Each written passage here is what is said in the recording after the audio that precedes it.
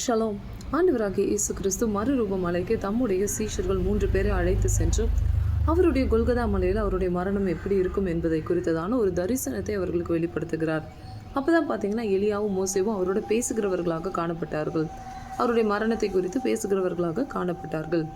And அடுத்து என்ன நடந்ததுன்னு பார்த்தீங்கன்னா, பிதாவாகிய தேவனுடைய சத்தம் தொனிக்கும் பொழுது அந்த விஷன் ஒரு நிறைவுக்கு வருது. ஸோ அந்த சத்தத்தில் ஆண்டவர், இவர் என்னுடைய நேசகுமாரன், இவரில் அன்பாக இருக்கிறேன், பிரியமாக இருக்கிறேன், இவர் சொல்கிறத நீங்கள் செய்யுங்கன்னு சொல்லிட்டு கீழ்ப்படிங்கன்ற ஒரு வார்த்தை வந்துடுது.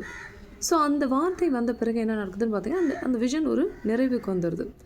ஸோ அவங்க கண் விழித்து பார்க்கும் பொழுது, அதாவது அப்போ நித்திரை மயக்கமும் அவங்களுக்குள்ளே இருக்குது. ஸோ அப்போ அவங்க கண் விழித்து பார்க்கும்போது இயேசுவை தவிர வேறு ஒருவரையும் அவர்கள் அங்கே காணவில்லை. ஸோ இப்படி அந்த விஷனை அவர்களை பார்த்து தங்களுக்குள்ளே அடக்கி வைத்து கொண்டிருந்தார்கள். ஏன்னால் இயேசு கிறிஸ்து நான் உயிர் தர வரைக்கும் இந்த விஷனை நீங்கள் யாருக்கும் சொல்லக்கூடாது அப்படின்னு சொல்லியிருந்தார்.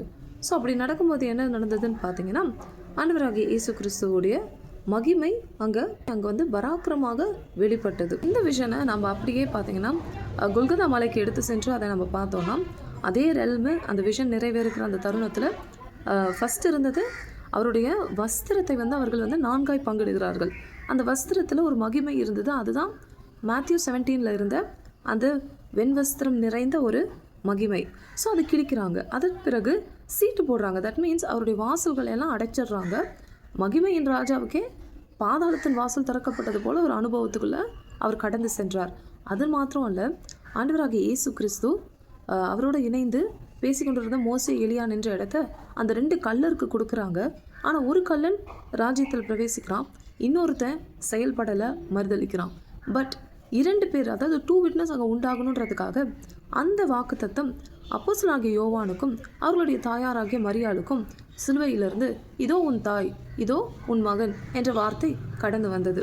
அதன் பிறகு என்ன நடக்குன்னு பார்த்தீங்கன்னா, இந்த 3 சீஷர்கள் நின்ற இடத்துல 3 மரியாள்களும் அங்கே நிற்பதாக நம்ம பார்க்கிறோம். ஸோ தரிசனம் என்பது நமக்கு கிடைத்த உடனே அது உடனே நிறைவேறிவிடும் என்று நாம் நினைக்கக்கூடாது. அந்த தரிசனத்துக்கான நிறைவேறுதலுக்காக நாம் ஜெபிக்க வேண்டும். அப்போ தான் ஆண்டவர் நம்மளை கரெக்டாக லொக்கேட் பண்ணி முடிவு பரியந்தம் நம்மை அழைத்து செல்வார்.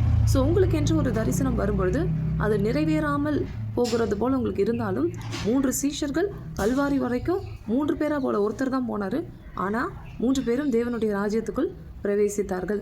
ஸோ ஒருவேளை இந்த பூமியில் நீங்கள் ஜெயம் எடுக்கிறவர்களாய் ஓட வேண்டும் என்றால் கல்வாரி சிலுவை வரைக்கும் கர்த்தரை பின்தொடர்ந்து ஓடும் பொழுது அது நடக்கும். ஸோ ஜெயம் கொள்கிறவன் சகலவற்றையும் சுதந்திரித்துக் கொள்வான் என்பதை இந்த தரிசனத்தில் கர்த்தர் நமக்கு கற்றுக் கொடுக்கிறார். ஆமேன்.